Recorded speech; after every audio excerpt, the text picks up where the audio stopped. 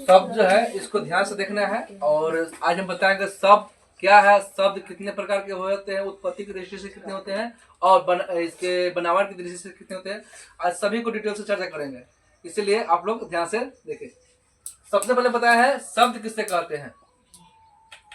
शब्द किसे कहते हैं? वर्णों या ध्वनियों के सार्थक मेल को शब्द कहते हैं। वर्णों या ध्वनियों के सार्थक मेल को शब्द कहते हैं। शब्द किसे कहते हैं? वर्णों या ध्वनियों के सार्थक मेल को शब्द कहते हैं। तो वर्णों या ध्वनियों के सार्थक मेल को शब्द कहते हैं। जैसे में हो गया हिमालय, हो गया घर, हो गया और सभी इत्यादि हो सकते हैं। अब शब्द को जानेंगे कि उत्पत्ति की दृष्टि से शब्द कितने प्रकार के होते हैं। तो उत्पत्ति की दृष्टि से सब 4 प्रकार के होते हैं। कौन कौन? तत्सम, तद्भव, देशज, विदेशज। तत्सम, तद्भव, देशज, विदेशज। तत्सम है, तद्भव है, देशज है और विदेशज है। तो सबसे पहले का पॉइंट आपका आता है कि तत्सम होता क्या है। तो हिंदी में संस्कृत के मूल शब्द को संस्कृत के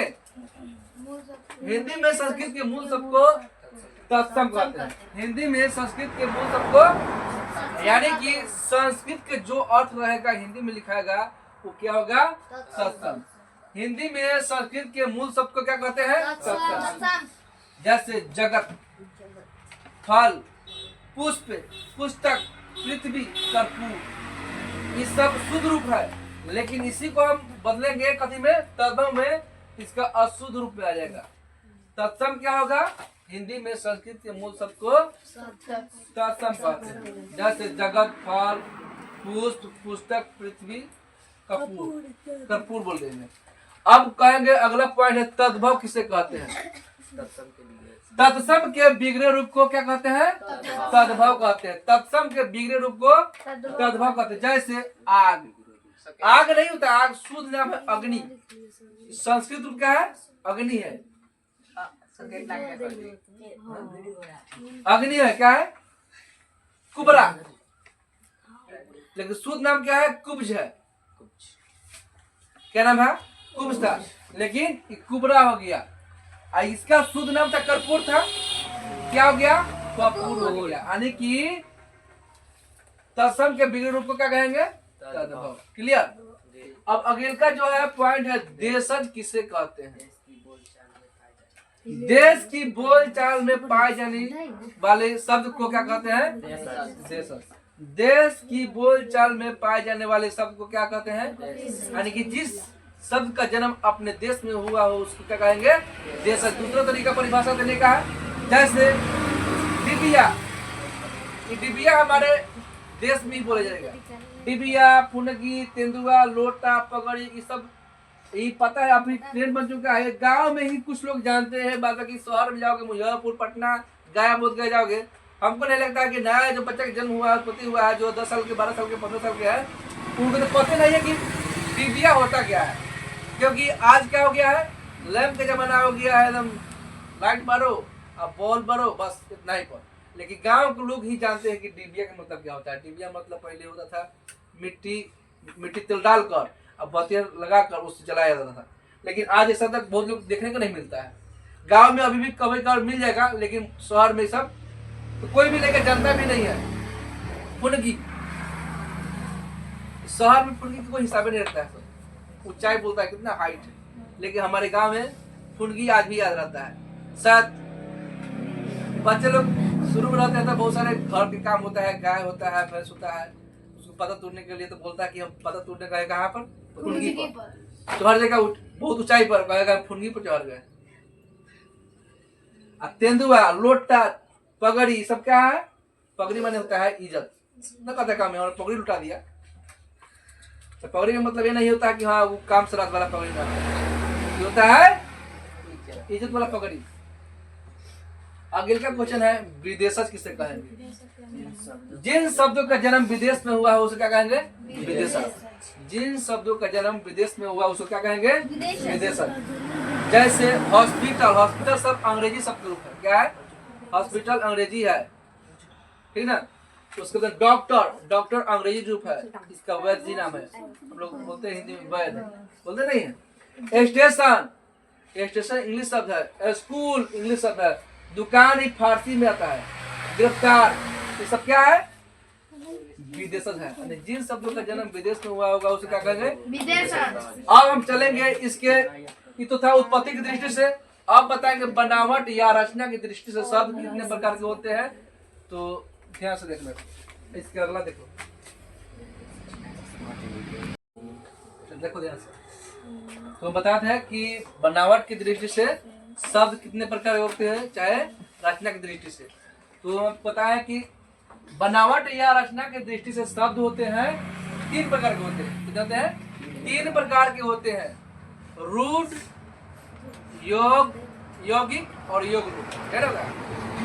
रूढ़, यौगिक और योग रूढ़।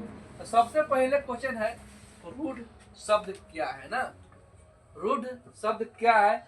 जिन शब्दों को खंड किए जाने पर कोई अर्थ न निकले उसे रूढ़ कहते हैं। जिन शब्दों को खंड किए जाने पर कोई अर्थ न निकले उसे क्या कहते हैं? रूढ़। जिन शब्दों को खंड किए जाने पर कोई अर्थ न निकले उसे रूढ़ कहते हैं। जैसे मान लेते हैं नाक है, क्या है? नाक को हम तोड़े हैं अलग अलग भागों में, ना और क। ना का कोई अर्थ नहीं निकला, न कोई और क का अर्थ निकला, इसलिए क्या बोला है? खंड किए जाने पर कोई अर्थ न निकले तो नाक हो जाएगा, कौन हो जाएगा? रूढ़ हो जाएगा। वही लेकर कान है, का जोड़ न का अर्थ आ रहा है, न का अर्थ आ रहा है कोई। उसी तरह जाम, न जा का अर्थ है, न म का अर्थ है। इस तरह से बहुत सारे वाक्य बन सकता है जिसको हम क्या करेंगे? खंड करेंगे, लेकिन उसका कोई अर्थ न निकलेगा, तो क्या होगा? रूढ़। अब इसके बाद चलेंगे हम यौगिक पर। यौगिक क्या होता है? तो हम बताते हैं रूढ़ के बाद अब बताएंगे यौगिक शब्द क्या होता है। एकदम बेहतर ढंग से समझाएंगे, यहाँ से सुनोगे तो आराम से हो जाएगा। यौगिक क्या है? तो यौगिक किसे कहते हैं? जो दूसरे शब्दों के मेल से बने होते हैं। क्या होते हैं? जो दूसरे शब्दों के मेल से बने होते हैं और जिसका खंडन किए जाने पर कोई सार्थक अर्थ निकले उसे क्या कहेंगे? यौगिक। जो दूसरे शब्दों के मेल से बने होते हैं और जिसका खंडन किए जाने पर सार्थक अर्थ निकले उसे क्या कहेंगे?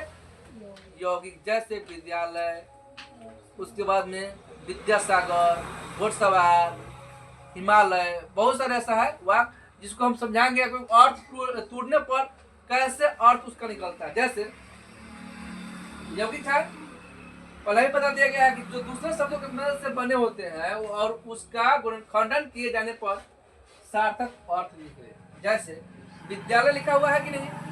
तो विद्यालय लिखा हुआ है तो विद्या, इसका जब संधि विच्छेद करेंगे तो विद्या जो आ रहा है, यानी कि जहाँ विद्या के लिए घर होगा उससे बोलेंगे विद्यालय, ठीक ना। जब विद्या के लिए घर होता है उसे क्या कहेंगे? विद्या मतलब ज्ञान, आलय मतलब घर। उसी तरह घुड़सवार है, क्या लिखा है? तो घोड़ा के जो सवार करने वाला व्यक्ति होता है उसको बोलते हैं घुड़सवार। घोड़ा में बैठ कर सवारी करता है उसे क्या कहेंगे? घुड़सवार। यानी इसका भी अर्थ निकला, इसका भी अर्थ निकला है कि नहीं है। नेक्स्ट है सचिवालय। सचिव जो आलय, नहीं जहाँ सचिवों को रहने के लिए घर रहता है उसको बोलेंगे सचिवालय। सचिव का भी अर्थ निकल गया, आलय का भी अर्थ निकल गया। तो हमें नहीं लगता कि आपको किसी प्रकार की डाउट होगा। अब चलेंगे इसके बाद हम योग रूढ़ पर। क्या कहेंगे? योग रूढ़।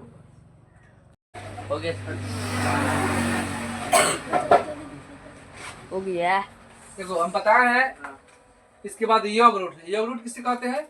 ध्यान से। योग रूढ़ जो साधारण अर्थ छोड़कर विशेष अर्थ को ग्रहण करे उसे क्या कहेंगे? योग रूढ़। जो साधारण अर्थ को छोड़कर विशेष अर्थ को ग्रहण करे उसे क्या कहेंगे? योग रूढ़ कहते हैं। क्या कहते हैं? योग रूढ़ कहते हैं। जैसे पंकज है, पंकज को बोले लेकिन उसका कुछ और अर्थ निकल गया। पंकज को बोलेंगे कमल, क्या बोलेंगे? लंबोदर का दूसरा नाम क्या है? गणेश। और चक्रपाणी का दूसरा नाम क्या है? विष्णु। तो इस तरह से आप लोगों को समझ में आया होगा। अब इसके बाद हम बताएंगे आपको हम शब्द। तो बताए आपको, एक तो हम बता दिए, इसके पहले बता दिए हुए हैं क्या क्या। बनावट की दृष्टि से शब्द कितने होते हैं और उत्पत्ति की दृष्टि से शब्द कितने होते हैं। अभी बताएंगे आपको हम रूपांतर की दृष्टि से शब्द कितने प्रकार के होते हैं, ठीक ना। रूपांतर की दृष्टि से शब्द 2 प्रकार के होते हैं, नाम जानते होइएगा। विकारी होता है और अविकारी होता है। तो विकारी शब्द किसे कहते हैं? जिनके रूप लिंग वचन और कारक पुरुष, जिसके रूप लिंग वचन कारक और पुरुष के अनुसार बदलते हैं, उसे क्या कहते हैं? विकारी शब्द। पुरुष का मतलब ना समझ लेना कि पुरुष जैसे का पुरुष नहीं, पुरुष मतलब प्रथम पुरुष, मध्यम पुरुष, उत्तम पुरुष, अन्य पुरुष होता है कि नहीं होता है? वही वाला है। तो जिनके रूप लिंग वचन कारक और पुरुष के अनुसार बदलते हैं, उसे क्या कहते हैं? विकारी शब्द। बदलने का तरीका क्या है? संज्ञा है, एक में सर्वनाम और विशेषण क्रिया, किस तरह से बदलता है इसका रूप। अब चलेंगे अविकारी शब्द, जिसे कहते हैं इसके जस्ट अपोजिट, जिनके रूप नहीं बदलते हैं, उसे क्या कहेंगे? अविकारी। से विषम आदि बोधक होता है, संबंध बोधक अव्यय होता है, ये सब होता है ना। इसको दूसरा रूप बोलते हैं अव्यय भी कहते हैं। अविकारी शब्द को अव्यय भी कहते हैं। तो इस तरह से आपका पूरा शब्द के हम डिटेल से चर्चा कर दिए और इसको बस रिपीट कर देना है, पूरा का पूरा बढ़िया से कवर हो जाएगा। इसके वीडियो में आगे बढ़